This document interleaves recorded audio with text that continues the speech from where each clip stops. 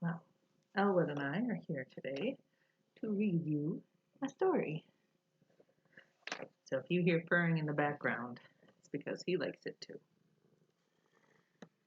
Peter Rabbit! Peter Rabbit! I don't see what Mother Nature ever gave me such a common-sounding name for. People laugh at me, but if I had a fine-sounding name, they wouldn't laugh.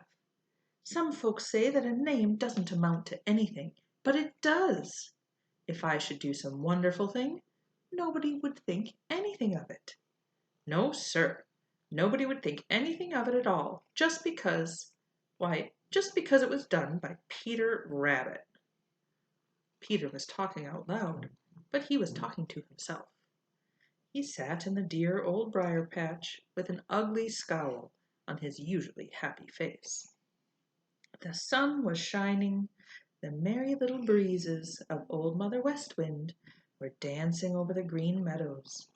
The birds were singing, and happiness, the glad, joyous happiness of springtime, was everywhere but in Peter Rabbit's heart.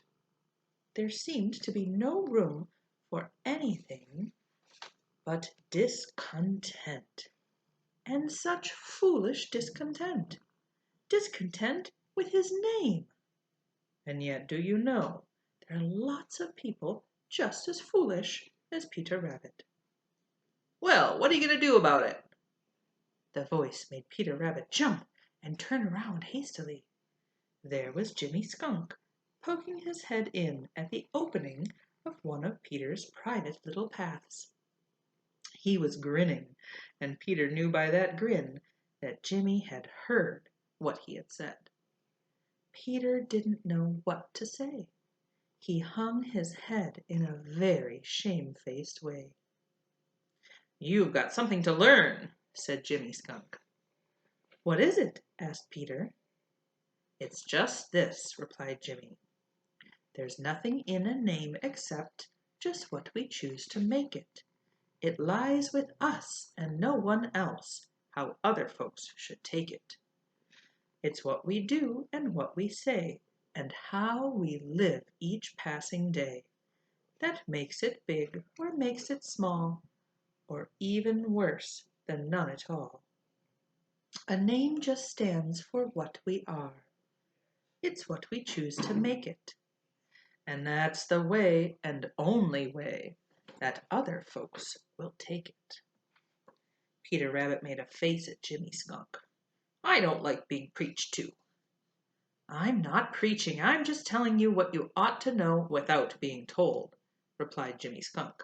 "If you don't like your name, why don't you change it?" "What's that?" cried Peter sharply.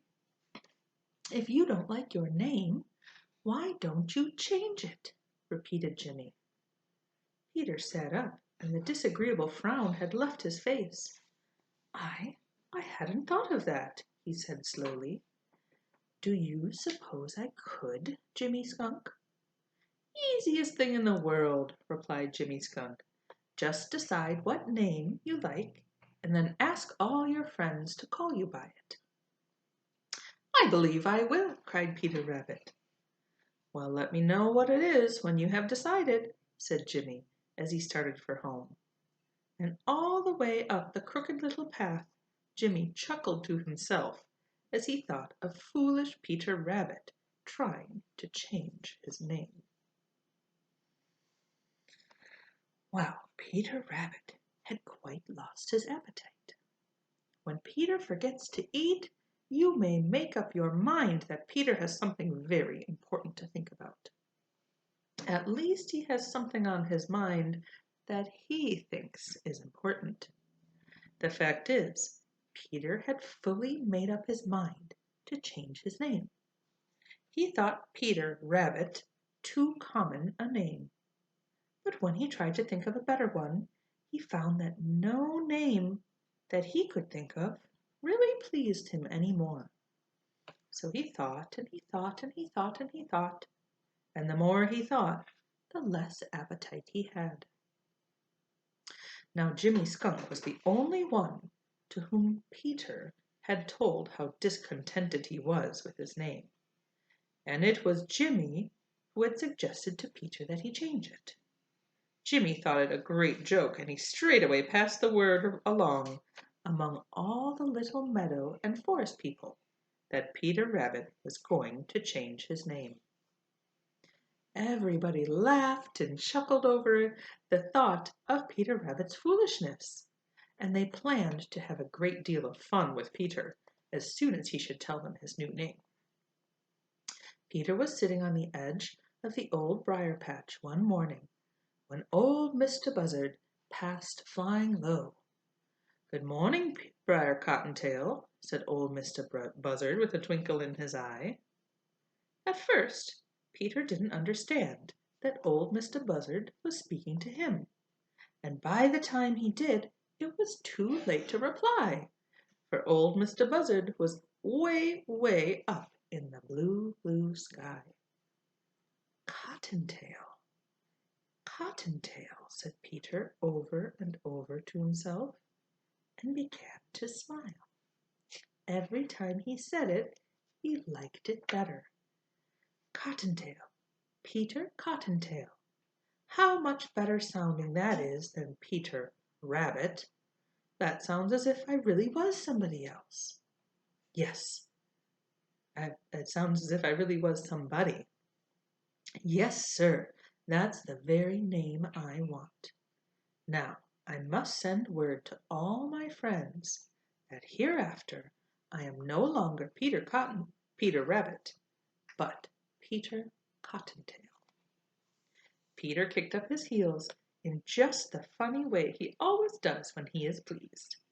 Suddenly he remembered that such a fine, long, high-sounding name as Peter Cottontail demanded dignity. So he stopped kicking up his heels and began to practice putting on airs.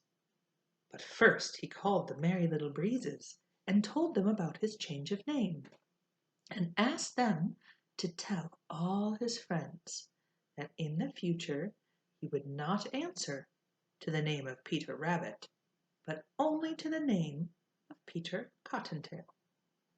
He was very grave and earnest and important as he explained it to the Merry Little Breezes. The Merry Little Breezes kept their faces straight while he was talking, but as soon as they had left him to carry his message, they burst out laughing. It was such a joke, and they giggled as they delivered this message to each of the little forest and meadow people. "Peter Rabbit's changed his name. In the future, without fail, you must call him, if you please, Mr. Peter Cottontail." While they were doing this, Peter was back in the old briar patch practicing new airs and trying to look very high and mighty and important, as became one with such a fine-sounding name as Peter Cottontail. Now, in the meantime, Bobby Coon and Jimmy Skunk had their heads together. Now, when these two put their heads together, you may make up your mind that they are planning mischief. Yes, sir, there is sure to be mischief afoot when Bobby Coon and Jimmy Skunk put their heads together, as they were doing now. Had Peter Rabbit seen them, he might not have felt so easy in his mind as he did. But Peter didn't see them. He was too much taken up with trying to look as important as his new name sounded. He was putting on airs and holding his head very high as he went down to the Smiling Pool to call on Jerry Muskrat. Whenever anyone called him by his old name, Peter pretended not to hear. He pretended that he had never heard that name and didn't know that he was being spoken to.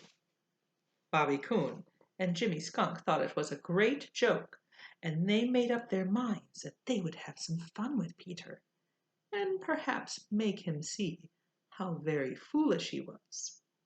Yes, sir, they planned to teach Peter a lesson.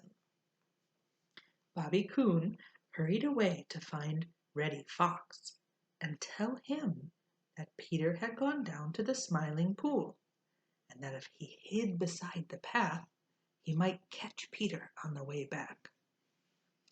Jimmy Skunk hunted up Blacky the Crow and Sammy Jay and told them of his plan and what he wanted them to do to help. Of course, they promised that they would. Then he went to old Mr. Buzzard and told him. Old Mr. Buzzard grinned and promised that he would do his share. Then Bobby Coon and Jimmy Skunk hid where they could see all that would happen. Peter had reached the Smiling Pool and now sat on the bank admiring his own reflection in the water and talking to Jerry Muskrat. He had just told Jerry that when his old name was called out, he didn't hear it anymore, when along came Blacky the Crow. "Hello, Peter Rabbit. You're just the fellow I'm looking for. I've a very important message for you," shouted Blacky. Peter kept right on talking with Jerry Muskrat, just as if he didn't hear, although he was burning with curiosity to know what the message was. "I say, Peter Rabbit, can't you hear?" shouted Blacky the Crow. Jerry Muskrat looked up at Blacky and winked. "Peter Rabbit isn't here," said he. "This is Peter Cottontail." "Oh," said Blacky, "my message is for Peter Rabbit, and it's something he really ought to know. I'm sorry he isn't here." And with that, away flew Blacky the Crow, chuckling to himself. Peter looked quite as uncomfortable as he felt, but of course he couldn't say a word after boasting that he didn't hear people who called him Peter Rabbit. Pretty soon along came Sammy Jay. Sammy seemed very much excited. "Oh, Peter Rabbit, I'm so glad I've found you," he cried. "I've some very important news for you." Peter had all he could do to sit still and pretend not to hear, but he did. "This is Peter Cottontail," said Jerry Muskrat, winking at Sammy Jay.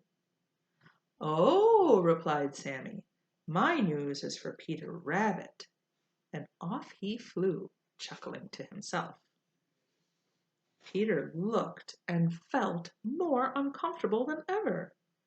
He bade Jerry Muskrat goodbye and started for the old dear briar patch to think things over. When he was halfway there, old Mr. Buzzard came sailing down out of the sky. "Brer Cottontail," said he, "if you see anything of Brer Rabbit, you can tell him that Brer Fox is hiding behind that big bunch of grass just ahead." Peter stopped short, and his heart gave a great leap. There, behind the clump of grass, was something red, sure enough. Peter didn't wait to see more. He started for a hiding place he knew of in the Green Forest as fast as he could go, and behind him raced Reddy Fox. As he ran, he heard Blacky the Crow and Sammy Jay laughing, and then he knew that this was the news that they had had for him. I guess that Peter Rabbit is a good enough name after all," he panted. Snip, snap, snout, tale is told.